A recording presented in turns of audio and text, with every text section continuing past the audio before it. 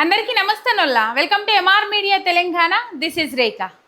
ఇలా Congress party అధికారంలోకి వచ్చినప్పటి నుంచి రాష్ట్రంలో ఏం నడుస్తున్నాయా అంటే దందాలు, సెటిల్మెంట్లు, వ్యాపారాలు, వాళ్ళ నాయకులకు సంబంధించిన రియల్ ఎస్టేట్ వ్యాపారాలు, భూ కబ్జాలు ఇవి నడుస్తున్నాయి. ప్రజలకు ఇచ్చిన 6 గ్యారెంటీలు ఏమని అంటే నో పైసలు. 420 హామీల గురించి ముచ్చటదిస్తే నో పైసలు. విద్యార్థులకు ఫీజు రియంబర్మెంట్ అంశం తీస్తే నో పైసలు. 100%లో 90% కంప్లీట్ అయిన పనులు 10% కంప్లీట్ చేసి పూర్తి చేయడానికి నో పైసలు. గవర్నమెంట్ ఉద్యోగస్తులకు రిటైర్మెంట్ బెనిఫిట్స్ ఇవ్వడానికి నో పైసలు, పెన్షన్లు ఇవ్వడానికి నో పైసలు. ఇట్లా చెప్పుకుంటూ పోతే చాలా అంశాలు ఉన్నాయి మాట్లాడడానికి. గవర్నమెంట్ దవాఖానాలలో ఇబ్బందికరమైన పరిస్థితులు ఉన్నాయి. మళ్ళీ నేను రాను బిడ్డ సర్కారు దవాఖానకి అనే కాడికి వచ్చింది కథ. ఎట్టి పనికైనా మట్టి పనికైనా మనోడు ఉండాలి అని అంటారు. ఇలా ఏంటంటే మనోళ్ళే అని చెప్పేసి ముసుగేసుకొని ఇలా పక్క రాష్ట్రం ప్రయోజనాల కోసం పనిచేస్తూ ఉన్నారు. పక్క రాష్ట్ర పొల పెత్తనం ఈడ నడుస్తూ ఉన్నది. రేవంత్ రెడ్డి ఈ మీడియా మొత్తం ఈ కాంగ్రెస్ పార్టీకి సంబంధించిన ఒక హ్యాండిల్ ఉంటుంది కదా, దాన్ని చంద్రబాబు నాయుడికి సన్నిహితుడైనకు ఆయనకు ఇచ్చిర్రు. ఇక దీన్ని బట్టి అర్థం కావాలి మనకు తెలంగాణ రాష్ట్రంలో బాబు గారి పెత్తనం నడుస్తూ ఉన్నది అని చెప్పేసి. మన పెద్దపిట్ట జొరినట్టు జొరింది కాంగ్రెస్ పార్టీ. పెద్దపిట్ట వచ్చి కూ అని కీక పెడుతుండే వెనకట. ఇలా తెలంగాణ రాష్ట్ర పరిస్థితి అట్లనే అయిపోయింది. మన పెద్దపిట్ట కదా ఊళ్ళకచ్చి కూర్చున్నట్టు పెద్దపిట్ట లెక్క కూర్చున్నాడు మన రేవంత్ అన్న ముఖ్యమంత్రి ప్లేస్లో, ముఖ్యమంత్రి స్థానంలో. మంత్రులు నడవనిస్తలేడు, ఎమ్మెల్యేలది నడవనిస్తలేడు, అధికారులది నడవనిస్తలేడు. ఇంకా ఆయన పాపము ఆయననే దండలాడుతుండట రాష్ట్రంలో పాలన చేయడానికి. ఇక మంత్రులు దండలాడతలేరట, ఎమ్మెల్యేలు దండలాడతలేరట. ఇట్లున్నది పరిస్థితి. 6 గ్యారంటీలు అన్నారు. మళ్ళొకసారి మనం 6 గ్యారంటీలను గుర్తు చేసుకోవాల్సిన అవసరం ఉన్నది. మహిళలకు నెల 2500 రూపాయలు అని అన్నారు. 1,00,000 రూపాయలతో పాటు కళ్యాణ లక్ష్మి, తులం బంగారం అని చెప్పిండ్రు. ఇలా కళ్యాణ లక్ష్మి చెక్కు కూడా టయానికి వస్తలేదు. బిడ్డ పుట్టినాక బిడ్డను ఎత్తుకొని వాళ్ళు పెళ్ళైనాక 1-2 నెలల వ్యవధిలో అయిపోతుండే. పెళ్ళైన వారం రోజులకు కూడా కళ్యాణ లక్ష్మి పైసలు అందిన సందర్భాలు ఉన్నాయి. పెళ్లి పత్రిక పెట్టుకున్నాక పెళ్లి పత్రిక పెట్టుకొని కళ్యాణ లక్ష్మికి అప్లై చేసుకుంటే పెళ్లి పందిట్లకి కళ్యాణ లక్ష్మి పైసలు వచ్చిన సందర్భాలు ఉన్నాయి గత ప్రభుత్వం హయాంలో.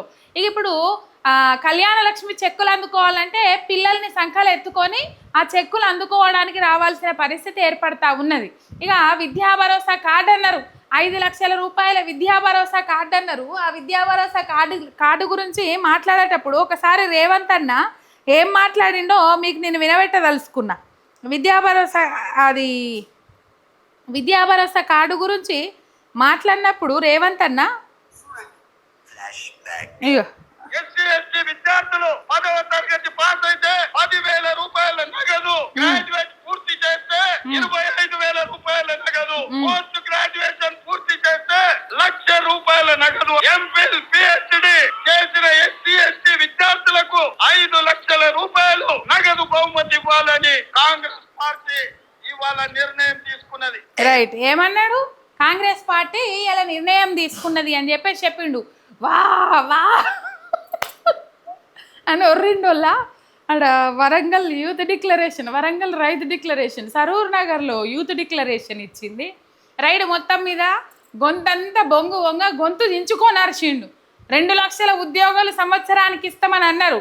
ఏమైనా 2 లక్షల ఉద్యోగాలు అంటే ఎండ్రిని దాగి సాగుండ్రి అని చెప్పేసి మాట్లాడుతుండు నిరుద్యోగులను. ఇక ఇంజనీరింగ్ చదివిన విద్యార్థుల గురించి మాట్లాడితే వాళ్ళందరూ క్రిమినల్ వేస్ట్, వాళ్ళు క్రిమినల్స్ లెక్క తయారైతా ఉన్నారని చెప్పేసి మాట్లాడుకుంటూ వస్తూ ఉన్నాడు.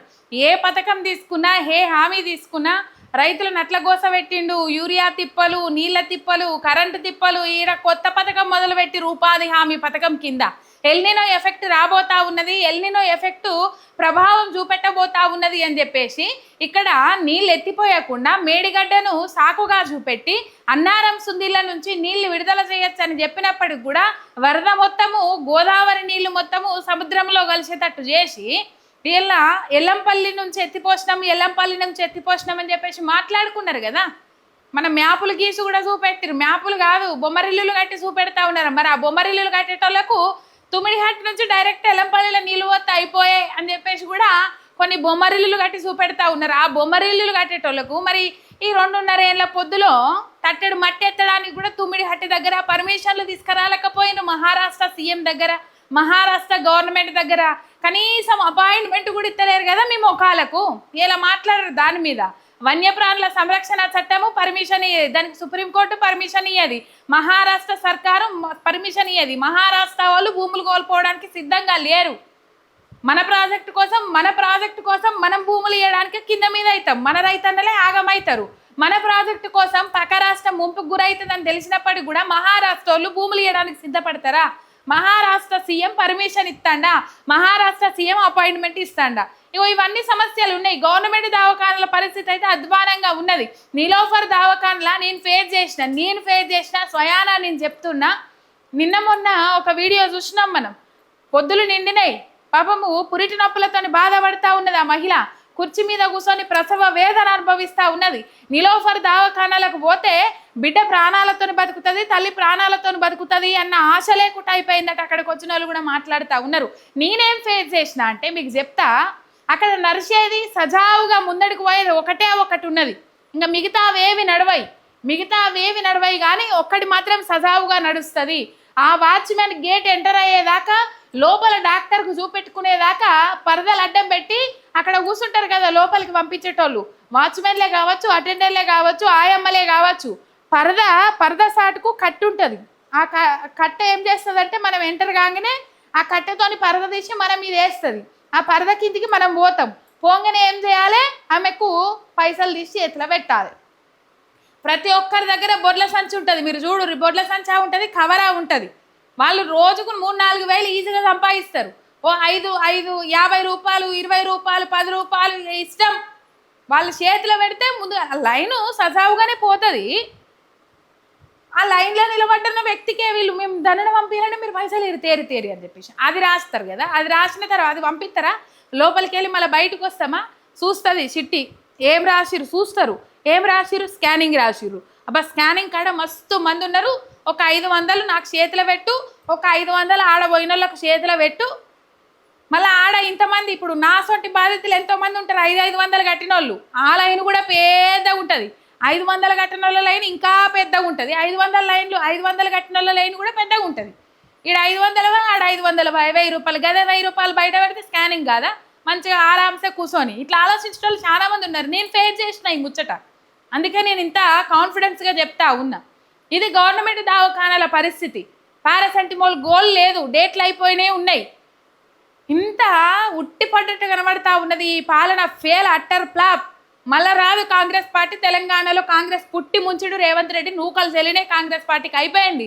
మెడకు పడ్డ పాము కరవక తప్పుతుందా అన్నట్లు మొత్తం మీద ఇంకో 2.5 ఏళ్ళు భరించాల్సిందే తప్ప ఈ పాలనను ఇంకా కావాలని కోరుకుంటలేరు ఎవరు.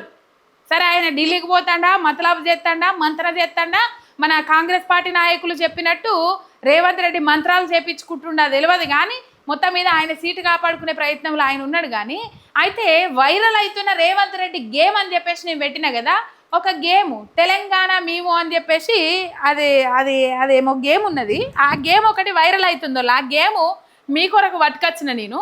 మస్తు వైరల్ అవుతుంది సోషల్ మీడియాలో. ఒకసారి ఆ గేమ్ చూడుర్రి మీ కొరకే. అది రైట్. ఇగో ఈ గేమ్ అయితే వైరల్ అవుతా ఉన్నది తెలంగాణ రాష్ట్రంలో. తెలంగాణ మరియు అంట దీని పేరు.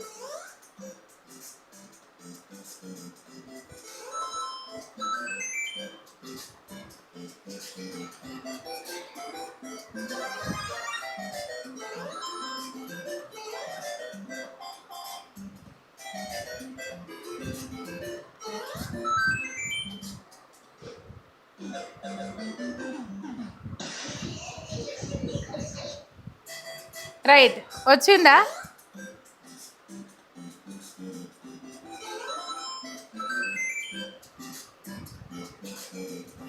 అదే మళ్ళీ ఒకసారి చూడుర్రి మంచిగా, నేను ఎక్స్ప్లెయిన్ చేస్తా. ఆ గేమ్ ఏంది, తెలంగాణ మరియు అని చెప్పేసి పెట్టిర్రు. ఎవరు క్రియేట్ చేసిరో కానీ ఈ గేమ్ సూపర్ క్రియేట్ చేసిరని చెప్పి సోషల్ మీడియాలో మస్తు ట్రోల్ అవుతుంది. ఒకసారి మీరు చూడుర్రి. ఇది తెలంగాణ రైజింగ్ యూఎస్ అని చెప్పేసి ఇక్కడ ఇచ్చిర్రు. యూరియా గురించి పట్టించుకోడు. హిట్లర్ నుంచి బుల్డోజర్ తీసుకొచ్చిండు. ఈడ మెస్సీతోని ఫుట్బాల్ వెనకకి వచ్చిండు. ఈ బుల్డోజర్ ఇలా నింపుకున్నాడు మొత్తం. తర్వాత రాహుల్ గాంధీ నుంచి స్కాములు నేర్చుకున్నాడు. స్కాములతోని ఇగో ఈడికి వచ్చిండు మళ్ళా 6 గ్యారంటీలు తొక్కేసిండు అయిపోయింది 2028 ఎలక్షన్లలో కథం కింద పడ్డాడు ఇది తెలంగాణ మరియు అన్నట్టు యూరియా లేదు స్కాములు ఉన్నాయి ఒక హిట్లర్ పెట్టుకొని నేను హైడ్రాని తీసుకొచ్చిన అని చెప్తాడుగా ఆ హైడ్రా బలం నింపుకున్నాడు మెస్సీతో ఫుట్బాల్ ఆడిండు రాహుల్ గాంధీని ఎగరగొట్టిండు అయిపోయింది స్కాములు 6 గ్యారంటీలు